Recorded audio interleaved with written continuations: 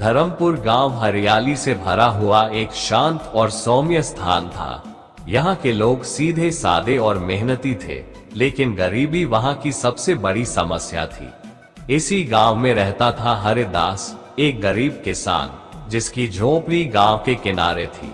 उसके पास एक छोटा सा खेत था जो बरसात के मौसम पर ही निर्भर था। उसके परिवार में उसकी पत्नी गौरी और 2 छोटे बच्चे दीपक और गौरिया थे। हरिदास हर सुबह सूरज उगने से पहले उठ जाता, खेतों में हल चलाता, मिट्टी से बातें करता और उम्मीदों की फसल बोता। लेकिन अक्सर मौसम उसका साथ नहीं देता था। कई साल सूखे चले गए और कभी कभी जब फसल होती भी तो बाजार में दाम इतने गिर जाते कि लागत भी नहीं निकलती। उसकी आर्थिक हालत इतनी खराब हो गई थी कि बच्चों की स्कूल की फीस भी चुकाना मुश्किल हो गया था। फिर भी उसने कभी उधारी नहीं ली और कभी किसी से झूठ नहीं बोला। वह हमेशा कहता, ग्रेटर दैन, ईमानदारी सबसे बड़ी पूंजी है, इसे मत गंवाना। गांव के लोग उसकी ईमानदारी और परिश्रम के कायल थे, लेकिन साथ ही उसकी बेबसी भी उन्हें दिखती थी। एक दिन गांव के प्रधान ने कहा, हरिदास, तू क्यों इतना खुद पर अत्याचार करता है? थोड़ा समझदारी से काम ले, थोड़ा इधर उधर से कमा ले, किसी से कुछ ले देकर काम चला ले। हरिदास मुस्कुराया और बोला, प्रधान जी, ईमान बेचना मेरे बस की बात नहीं है। मैं गरीब हूँ, लेकिन झूठ से अमीर बनना मुझे मंजूर नहीं। एक दिन की बात है, जब हरिदास अपने खेत की जुताई कर रहा था, तभी उसे खेत के कोने में कुछ चमकती चीज दिखाई दी। उसने पास जाकर देखा, वह एक भारी सोने की गिन्नी थी, शायद बहुत पुरानी। उसने थोड़ा और खोदा तो वहां से एक लोटा निकला जिसमें कई और गिन्नियां थी। हरिदास की आंखें फटी रह गई। उसकी हालत ऐसी थी कि वह इन गिन्नियों से अपनी सारी समस्याएं हल कर सकता था। बच्चों की पढ़ाई, घर की मरम्मत, खेती के औजार, यहाँ तक कि भविष्य की भी चिंता मिट सकती थी। लेकिन वह कुछ पल सोचकर बैठ गया। उसके मन में द्वंद्व शुरू हो गया। क्या मैं इसे रख लूं? पर यह मेरा नहीं है, शायद किसी का गड़ा हुआ धन है। अगर मालिक आया तो? कुछ देर विचार करने के बाद वह गिन्नियां लेकर सीधे गांव के प्रधान के पास गया और सारी बात बताई। प्रधान अवाक रह गया। उसने कहा, हरिदास, तू सच में अनोखा इंसान है। ऐसे मौके पर लोग दुनिया बदल लेते हैं और तू ये सब लौटा रहा है। हरिदास ने विनम्रता से उत्तर दिया, प्रधान जी, मैं अपने बच्चों को चोरी के पैसों से रोटी नहीं खिलाना चाहता। जो मेरा नहीं है वो मेरा नहीं है। प्रधान ने सोने की गिन्नियां सुरक्षित रखने के लिए तहसील कार्यालय में रिपोर्ट दर्ज करवाई और इसे जिला कलेक्टर तक पहुंचा दिया।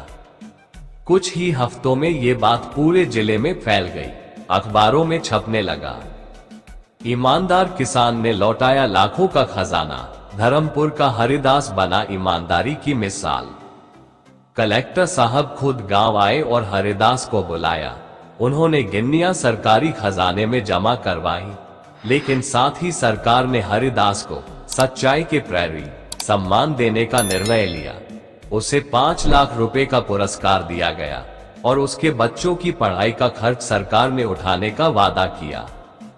हरिदास की आंखों में आंसू थे। पहली बार किस्मत उसके दरवाजे पर मुस्कुराई थी, और वह भी उसकी सच्चाई के कारण। गांव वालों की नजर में अब हरिदास सिर्फ एक गरीब किसान नहीं, बल्कि आदर्श बन चुका था। गांव के बच्चे उसे ईमानदार चाचा कहकर बुलाने लगे। हरिदास ने इन पैसों से सबसे पहले अपने खेतों को संवारने का काम शुरू किया। उसने एक नलकूप खुदवाया ताकि अब खेती बरसात पर निर्भर न रहे। फिर कुछ आधुनिक औजार खरीदे। उसने गौरी से कहा, अब हम औरों की तरह नहीं, बल्कि मिसाल बनकर जिएंगे।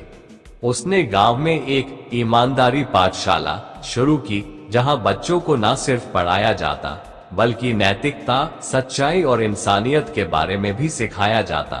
खुद हरिदास वहां बच्चों को कहानियां सुनाता, महात्मा गांधी, भगत सिंह और स्वामी विवेकानंद की। धीरे धीरे हरिदास के खेत हरे भरे हो गए, फसलें अच्छी होने लगी और उसकी आमदनी बढ़ गई। लेकिन उसने कभी दिखावा नहीं किया। पुराने कपड़े, मिट्टी की चूल्ही और सुबह का खेत, सब कुछ वैसा ही रहा। अब लोग दूर दूर से उसे देखने आते। एक दिन एक बड़ा व्यापारी आया और कहा, हरिदास जी, मैं चाहता हूं कि आप हमारे ब्रांड एम्बेसडर बने, ईमानदारी के प्रतीक के रूप में। हरिदास मुस्कुराया और बोला, भाई साहब, मुझे प्रचार नहीं, परिवर्तन चाहिए। आप चाहें तो यहाँ एक स्कूल खोल दीजिए या किसानों के लिए प्रशिक्षण केंद्र बना दीजिए। व्यापारी दंग रह गया, लेकिन उसने हरिदास की बात मानी। जल्द ही गांव में हरिदास कृषि प्रशिक्षण केंद्र खुल गया, जहां सैकड़ों किसान खेती के नए तरीके सीखने लगे। वर्षों बीत गए। हरिदास अब बुजुर्ग हो चुका था, लेकिन उसकी आवाज में वही दम था, वही सच्चाई। एक दिन एक युवा पत्रकार ने उससे पूछा, हरिदास जी, आपने इतनी गरीबी और संघर्ष के बाद भी सच्चाई का रास्ता क्यों नहीं छोड़ा? हरिदास ने मुस्कुराकर जवाब दिया, बेटा, पैसा एक दिन खत्म हो सकता है, लेकिन चरित्र अगर एक बार चला गया तो फिर कभी नहीं लौटता। मैंने अपने बच्चों को दौलत नहीं, आदर्श दिए हैं। आज उसका बेटा दीपक एक सफल कृषि वैज्ञानिक है और गौड़िया सरकारी अफसर है। दोनों अपनी पहचान में हमेशा यही कहते हैं, ग्रेटर देन। हम हरिदास के बच्चे हैं, उस किसान के जिसने ईमानदारी नहीं बेची।